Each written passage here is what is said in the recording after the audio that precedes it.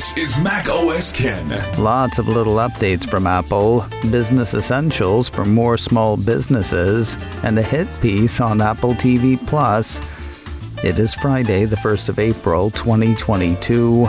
I'm Ken Ray, and this is news from macOS Ken, brought to you by yours truly and sponsored by BetterHelp Online Therapy. Get 10% off your first month at betterhelp.com/macOSKen.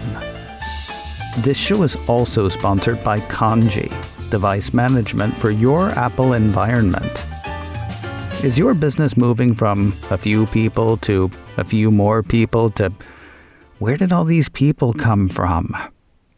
If your tech team's having trouble outfitting and maintaining the Apple hardware with which your workers should be working, it is time to check out Kanji. With Kanji, new Apple hardware can be ready for your team quickly and easily with all the apps and settings they need. Devices managed with Kanji keep themselves secure. Apps are patched, operating systems are updated, and security controls are enforced without active management from admins. It's not doing that on its own, though. You decide how soon after release updates get updated. Kanji lets you do that without having to deal with individual users or their machines. And if anybody changes anything they shouldn't, Kanji detects it and fixes it, saving you time and trouble. Go to kanji.io/macOSKen for a free demo and trial. KANDJI, that's kanji.io/macOSKen. Find out why companies like Segment, Lacework, Allbirds, and others use Kanji for zero-touch Apple device management. KANDJI, again, that is kanji.io/macOSKen. Your free demo and trial are waiting at kanji.io/macOSKen. A big day of small updates to end the week, a few with potentially serious security implications.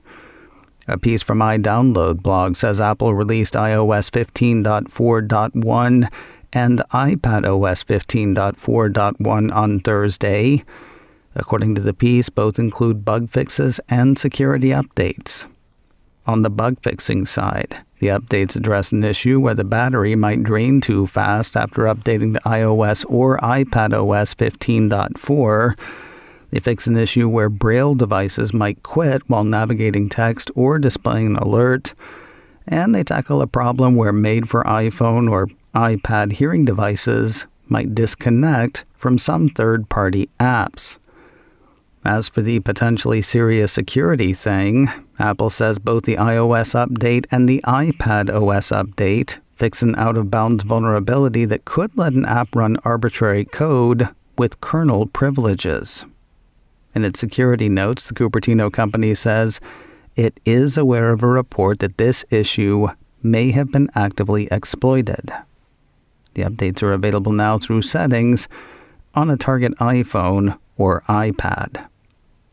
Moving to the Mac, a piece from Mac Rumor says Apple on Thursday released macOS Monterey 12.3.1. This one is largely about connectivity, namely maintaining it. Problems addressed include one where USB-C or Thunderbolt external display does not turn on when connected to a Mac Mini 2018 as a second display. It also hits an issue where Bluetooth devices, such as game controllers, may disconnect from your Mac after playing audio through some Beats headphones. That is crazy specific. Those things are annoying. Though for important fixes, we turn again to Apple's security notes. According to Apple, macOS 12.3.1 fixes the same out-of-bounds vulnerability addressed in the iOS and iPadOS updates. A similar sounding vulnerability is addressed in Intel graphics driver. In both cases, Apple says it's heard that the vulnerabilities may have been actively exploited. Want to know exactly what watchOS 8.5.1 and tvOS 15.4.1 do? Too bleepin' bad. Mac Rumors says the one for Apple Watch totes security updates and bug fixes, though a check of Apple's security page says the update has no published CVE entries. Similarly, a piece from iMore says the tvOS update brings minor bug fixes and improvements to Apple TV HD and Apple TV 4K. Now, when it comes to HomePod software 15.4.1, Apple is a tiny bit more chatty. A piece from Mac Rumors says that one fixes an issue that could cause HomeKit accessories to fail to respond when controlled via Apple's virtual assistant voice commands. All of the updates are free because, what's it been, like a decade or something since they stopped charging for updates? They're all available in the same old usual ways. A story from Bloomberg that seems both weird and not weird. According to the report, Apple is exploring new sources of the memory chips that go into iPhones, including its first Chinese producer of the critical component. The company is said to be considering that after a batch of NAND flash from a Japanese supplier was contaminated back in February. I say the story seems both weird and not weird. On the weird side, given the current political climate, it feels kind of like a strange time for Apple to become more reliant on China.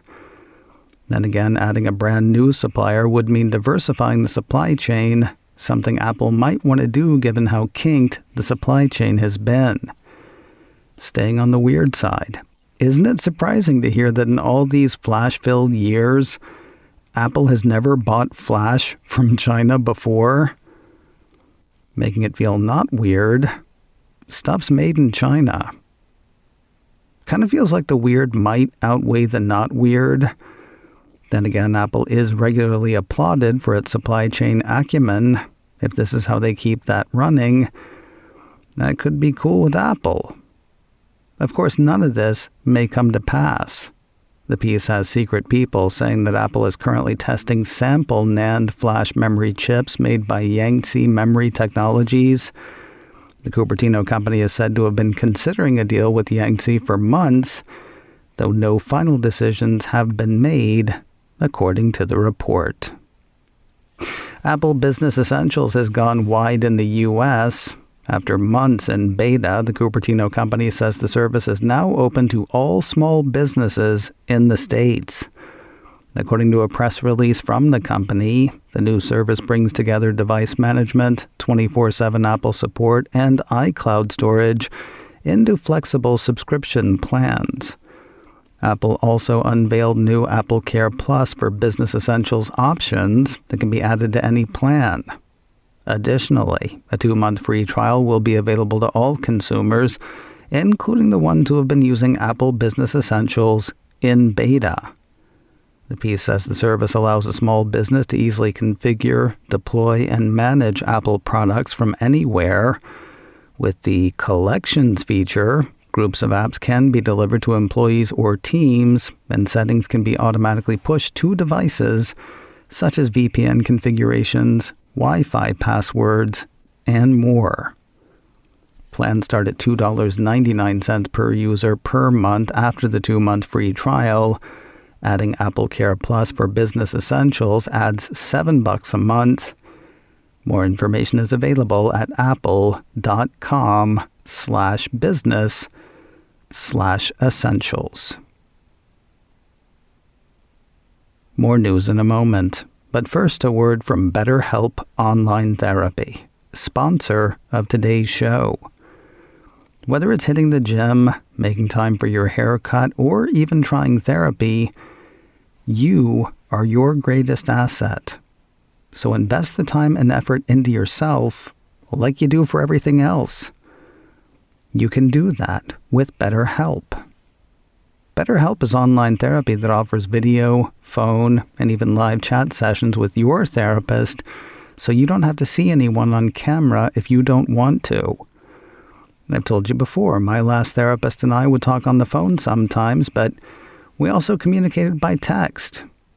Made it really immediate. It's much more affordable than in-person therapy, and you can be matched with a therapist in under 48 hours. Give it a try and see why over 2 million people have used BetterHelp online therapy. As I said before, this show is sponsored by BetterHelp, and macOS Ken listeners get 10% off their first month at betterhelp.com/macOSKen. BetterHelp. That's betterhelp.com/macOSKen. Get 10% off your first month at betterhelp.com/macOSKen. And thanks to BetterHelp for sponsoring today's show. Apparently working with Apple TV Plus sucks. So say secret people from Hollywood. Mac Rumors highlights a report from Business Insider that has people who've worked with or for the Cupertino streamer in the past saying they can be difficult and don't always know how entertainment law works, and they promote like they're promoting the iPhone. And this is content, for crying out loud, not a phone that changed the planet. I will say I did wonder as Apple TV Plus was ramping up how Apple would do with the promotion thing. So much of Apple is built on secrecy, while so much of Hollywood is built on buzz. Here's what I can't help wondering.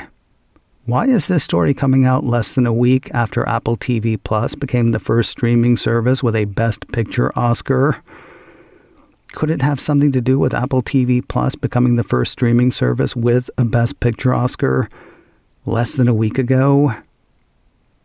One person defended Apple TV Plus to Business Insider, pointing out that Apple is new to the whole content thing. Still, this whole thing is pretty damning, what with film and TV studios known for the ease and laid-back nature with which they work. It looks like Scarlett Johansson and Chris Evans will make another run at another movie for Apple TV+. The two MCU Avengers were supposed to reunite on the Cupertino streamer's film Ghosted, though Johansson had to bail due to a scheduling conflict. Now a piece from Deadline says they're scheduled to share the screen in the Apple TV Plus film Project Artemis under the direction of Ozark and Hancock star Jason Bateman. Set Against the Space Race is about all that's known of the plot at this point. Off-screen, the deal is said to have been a big one, believed to have cost Apple over $100 million. While Apple has not announced the project, Chris Evans seems to have confirmed it. The actor quoted a tweet of the Deadline story, adding the response, "Very excited," with 3 exclamation points to show just how excited he is. I don't know about you, but I am really excited to hear who they're going to replace Scarlett Johansson with. News of a docu-series about a basketball player coming to Apple TV Plus in late April. I know what you're thinking. We have heard about They Call Me Magic, but this isn't that one. 9to5Mac says Apple has announced another docu-series about another basketball player premiering the same day as the Magic Johnson docu-series. The Long Game, Bigger Than Basketball, tells the story of Makur. According to the report, the docu-series is an intimate look at Makur's life as a student athlete with a dream of making it to the NBA, while unexpected physical challenges and the global pandemic threatens his college career. Off the courts, The Long Game, Bigger Than Basketball, explores how his journey from fleeing war-torn South Sudan as a child and his tight-knit support system led him to go to a historically black university, and in turn allowed him to make an impactful statement in the wake of America's cultural response to the Black Lives Matter movement. I am not ashamed to say I have never heard of this guy, and now I kind of want to watch this show. Whoever wants to will get to soon. all 5 episodes of The Long Game, Bigger Than Basketball, hit Apple TV Plus on Friday, the 22nd of April. And finally today, the next Charlie Brown special for Apple TV Plus has a trailer. iMore says the Cupertino streamer has let fly with a little bit of video from It's the Small Things, Charlie Brown. Describing the special, the piece says, in celebration of Earth Day, It's the Small Things, Charlie Brown follows Sally's bond with a special little flower on the baseball field that may spell disaster for the big game. For Charlie Brown and the team, it's just the inspiration they need to make a positive impact on their environment. All that plus a new song from Ben Folds. How can you beat it? It's the Small Things, Charlie Brown hits Apple TV Plus on Friday, the 15th of April, a week ahead of Earth Day on the 22nd. You can see a trailer for it now on YouTube. Just because Earth Day ends doesn't mean the world does. Fingers crossed. A couple of weeks after the Small Things premiere, the Peanuts gang continues its environmental focus on Apple TV+. The older special, It's Arbor Day, Charlie Brown, will land an Apple stream on Friday, the 29th of April, which, funny enough, is actually Arbor Day. macOS Can, brought to you by me, and sponsored by Kanji, device management for your Apple environment. Learn more at KANDJI, kanji.io/macOScan. This show is also sponsored by BetterHelp Online Therapy. Get 10% off your first month at betterhelp.com/macOScan. Advertising handled by Backbeat Media. Online at backbeatmedia.com. You can reach me a couple of ways. Info at macoscan.com or call 716-780-4080. Until next time, that is news from macOS Ken. I'm Ken Ray.